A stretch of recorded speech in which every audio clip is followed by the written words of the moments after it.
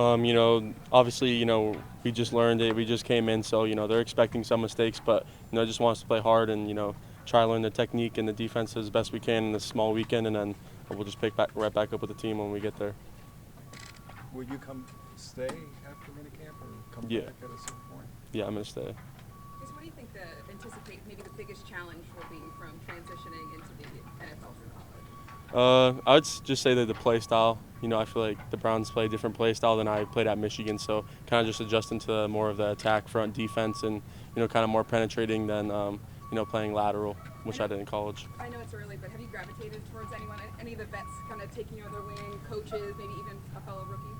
Yeah, I mean, I haven't seen some of the vets. I saw Myles like walking around or whatever. I think he was working out, but there's some other guys. We just signed Ralph. Ralph is here, so he's kind of been here since January, so he's kind of teaching me what he's seen since he's been here.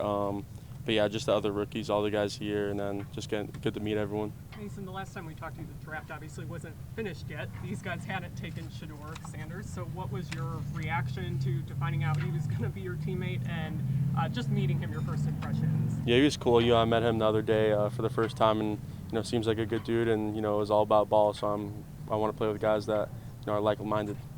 Mason, you don't seem like someone who cares about the fact that Shedeur is kind of stealing the spotlight here a little over the first-round pick of the football team. But what is your sort of response or reaction to the fact that he's kind of got all the media attention so far?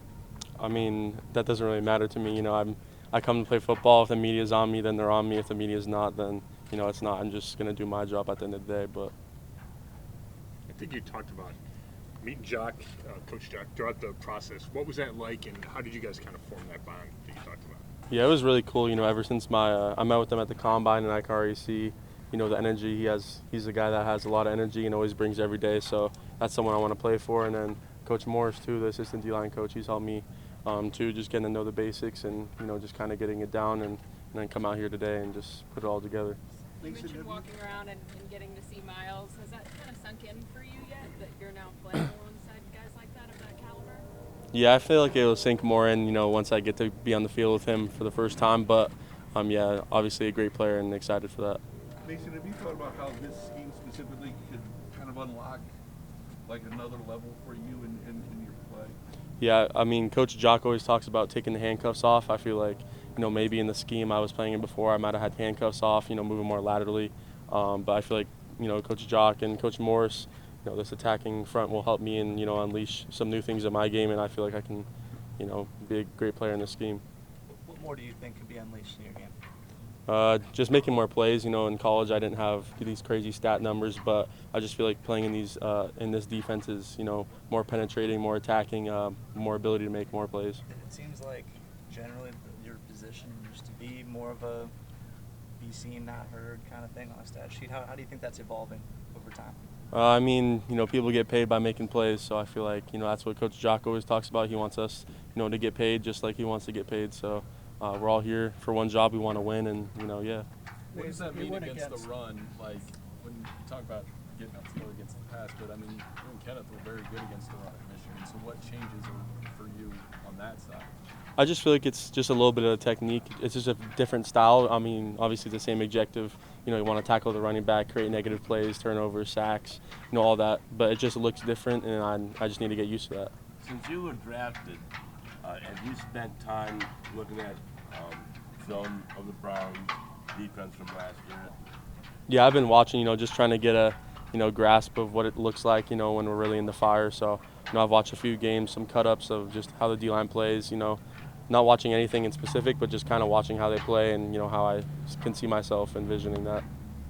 You went up against Dylan Gabriel last year. Just if you had a chance to catch up with him the last couple of days, and what was it like going against him? Yeah, I feel like Dylan's, one of the guys, I came in here yesterday, and I feel like he was one of the guys I'm closest to. When we were playing each other, we were talking back and forth, having a good time. So just cool to see him again. And, he played in Hawaii. My family lives in Hawaii, so that's something we talk about sometimes. What was it like going up against him in that game last year? Oh, it was really cool. Obviously Oregon was, one of the best teams. I think they were ranked #1 at the time. So it was, great team and great player that I want to play with. Mason, it looked like from things going around on social media during the draft that guys were getting prank phone calls. It looked like you got one, and obviously Shador got one. Just what's the reaction to that when that happens to you in that moment?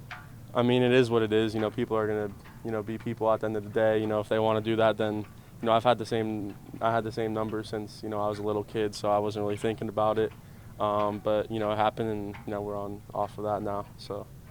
Mason, that was your phone and not an NFL phone? No, that was my phone.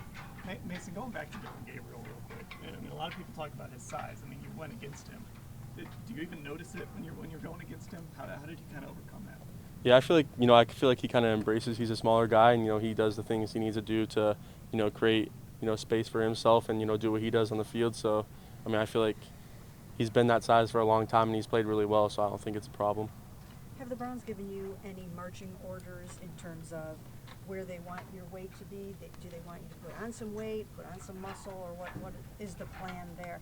Yeah, I mean, my plan was, always to get stronger, bigger, faster, stronger. So, I feel like the Browns are on, the same wavelength on me with that. So we're all bought in together, want to get bigger, faster, stronger. But, there's no specific weight I need to be at. They just want me to feel best and play the best. How about with Myles? Will you attach yourself to his hip in terms of just the weight room stuff and all the crazy stuff that he can do like that? Yeah, for sure. He's a freak, and I just, I want to surround myself by him. And, he's done it at the highest level for a long time and is, the best at what he does. So that's a good guy to look up to. How'd your family wind up in Hawaii? They moved there after I graduated high school. I was actually considering going to Hawaii for my senior year. So, but I was like, I'll just finish my last year in California, and then you guys can move after. So if you visit them there and stuff, do you get back there a lot? Yeah, when I was in college, we had the month of May off, so I would go in May and hang out with them for the month, and then get back to football and stuff again.